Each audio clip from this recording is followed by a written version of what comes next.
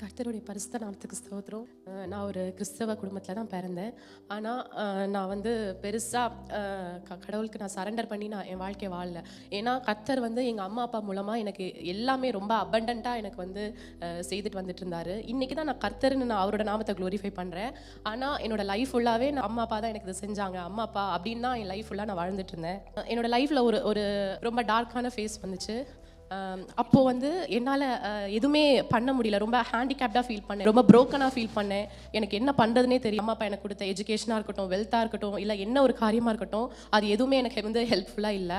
அம்மா அப்பா வந்து நீல் டவுன் பண்ணி கண்ணீர் வடித்து ஜெபம் பண்ணுவாங்க. ஆனால் நான் வந்து ஆண்டவர் சமூகத்தில் போய் வந்து ஜெபம் பண்ணதே இல்லை. காட்ஸ் காலிங் வந்து இருந்துகிட்டே இருந்தது. அவர் வந்து நான் அவர்கிட்ட சரண்டர் பண்ணாத டைம்லேயும் வந்து அவர் நிழலாக என்னோட லைஃப்பில் வந்து இருந்து எல்லாத்தையும் வந்து ரொம்ப நேர்த்தியாக நடத்தி வந்துட்டே இருந்தார். ஆனால் நான் தான் வந்து ஒரு டோட்டல் சப்மிஷன், டோட்டல் சரண்டர் நான் வந்து கொடுக்கவே இல்லை. போன வருஷம் செப்டம்பர் மாதம் வந்து என்னோட லைஃப்பை வந்து நான் டோட்டல் சரண்டர், ஆண்டவர் தான் அப்படின்ற ஒரு டோட்டல் டிபெண்டன்ஸ்குள்ளாடி நான் வந்தேன். ஜஸ்ட் நான் அவரை விசுவாசித்து நான் பார்த்தேன்.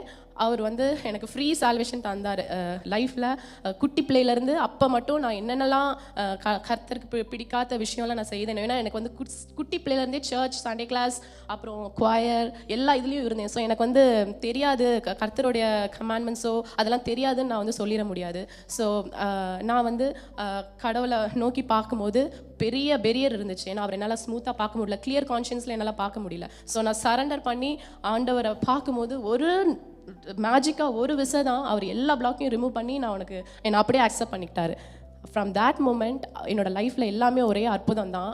அவரோட மகிமையாக அவர் நடத்துறது இந்நாள் மட்டும் நடத்தி கொண்டு வந்துட்டுருக்காரு.